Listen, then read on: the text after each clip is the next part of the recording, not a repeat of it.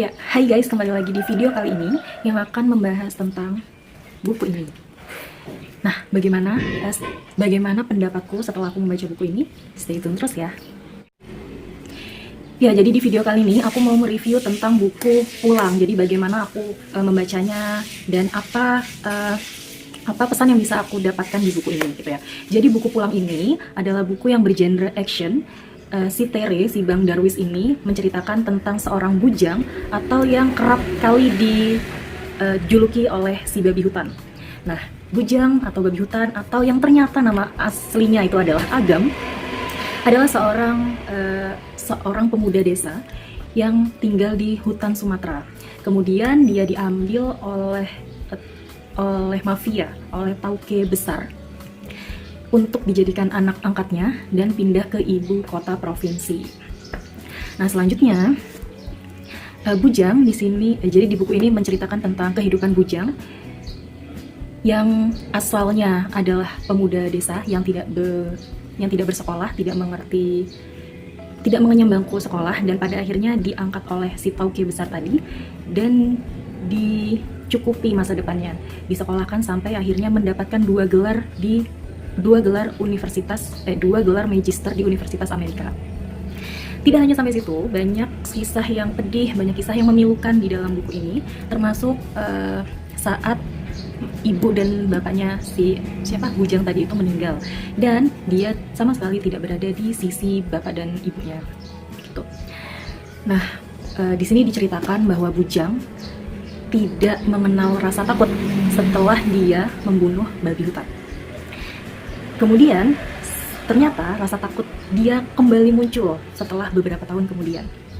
Kenapa rasa takut itu muncul? Karena dia hanya memiliki 3 lapisan luar yang membungkus rasa takut tersebut.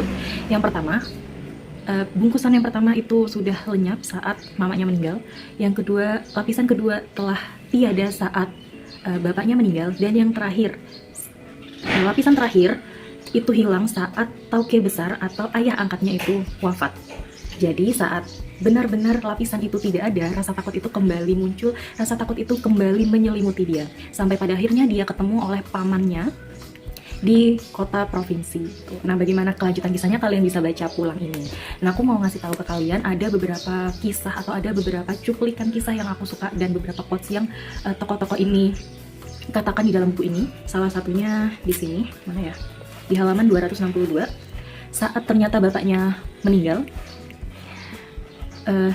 dia mengatakan, hidup ini adalah perjalanan panjang yang tidak selalu mulus. Pada hari keberapa dan pada jam keberapa, kita tidak pernah tahu rasa sakit apa yang harus kita lalui. Kita tidak tahu kapan hidup akan membanting kita dalam sekali, membuat terduduk untuk kemudian memaksa kita mengambil keputusan. 1-2 keputusan itu membuat kita bangga, sedangkan sisanya lebih banyak menghasilkan penyesalan. Jadi di paragraf itu kita disuruh untuk kita tahu hidup itu tidak mudah gitu. Kita harus memilih antara beberapa pilihan yang mungkin sulit ya. Kemudian kita harus memilih salah satunya, dan ternyata tidak jarang saat kita memilih banyak terjadi kegagalan di fase-fase kehidupan kita berikutnya. Tapi tidak mengapa, karena beberapa kali kita akan memilih salah satu pilihan itu pasti akan membuat kita bangga gitu ya. Ada pilihan yang membuat penyesalan, tapi toh ada juga pilihan yang akan membuat kita bangga bisa memilih hal tersebut. Nikmati saja hidup kita, semoga fase-fase yang baik akan segera datang gitu ya. Selanjutnya juga ada di halaman 336, saat dia bertemu sama pamannya. Pamannya adalah seorang kiai, dia memiliki pesantren gitu, memiliki sekolah agama, yang mana bujang tadi itu tidak kenal agama gitu ya. Dia sangat membenci azan, dia sangat membenci apalagi azan subuh. Karena semua kepahitan yang dia alami itu terjadi di azan subuh, saat azan subuh dikumandangkan. Saat berita wafat ibunya dan berita wafat bapak serta tauke besar itu dia terima saat azan subuh. Makanya dia benci banget sama azan subuh. Oleh karena itu si kiai tadi yang termasuk pamannya bujang ini mengajak dia untuk melihat sunrise. Saat melihat sunrise, dia ditanya seperti ini, berapa usiamu sekarang? Bujang menjawab, pendek 35 tahun. Itu berarti kau setidaknya sudah memiliki 13.000 hari. Usiaku saat ini 80 tahun. Lebih banyak lagi hari yang kumiliki. 28 hari, 28.000 hari. Aku sudah memiliki 28.000 kali matahari terbit. Itu bukan jumlah yang sedikit. Beberapa sunrise kusaksikan dengan takjub, namun lebih banyak yang tidak. Lewat begitu saja.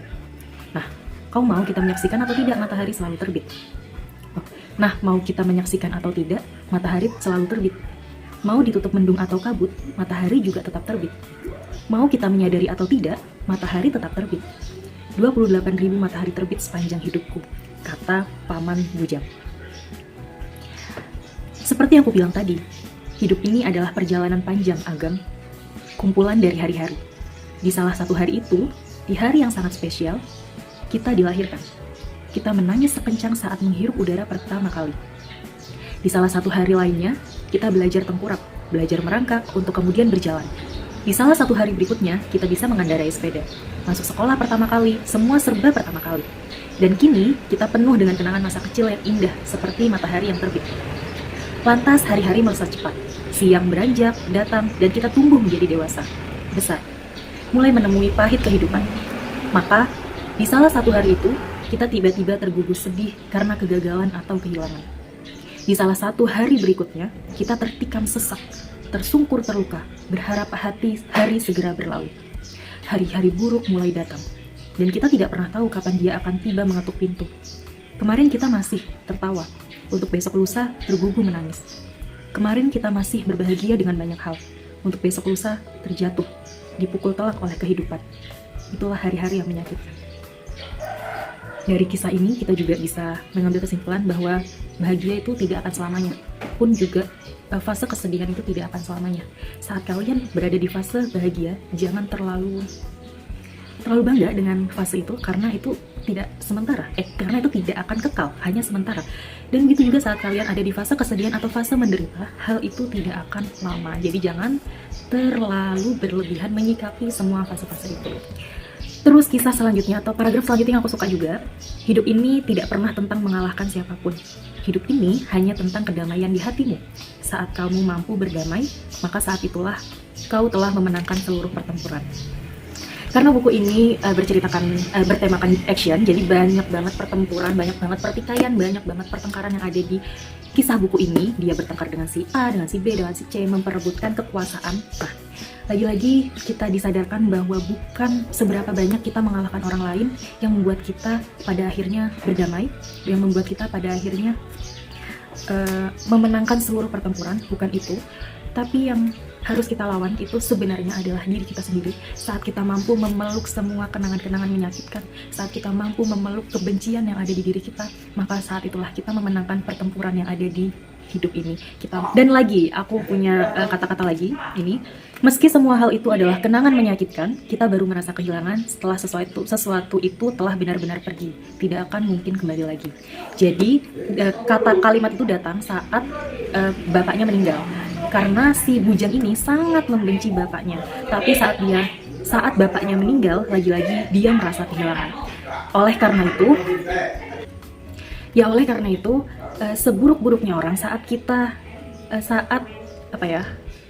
dia sudah tiada, kita baru menyadari kalau ternyata kita membutuhkan orang tersebut gitu.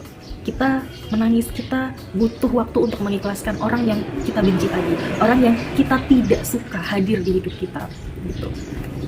Jadi ya benar, kita benar-benar merasa kehilangan saat orang itu udah tidak bisa kita lihat lagi, sudah tidak bisa kita dengar lagi, suaranya sudah kita tidak bisa gapai lagi. Itu adalah fase kehilangan yang menyakitkan. Udah itu aja mungkin ya kisah-kisahnya. Ya intinya ini buku tentang action, banyak pertikaian, banyak perkelahian, tapi seru banget. Saat kalian sudah masuk ke tengah-tengah, di bab tengah, kalian akan terus merasa makin penasaran sampai akhirnya 400 halaman sudah kalian habiskan. Udah cukup sekian dari saya, sampai ketemu lagi di video-video berikutnya. Syukran ala itimamikum, ilal liqa.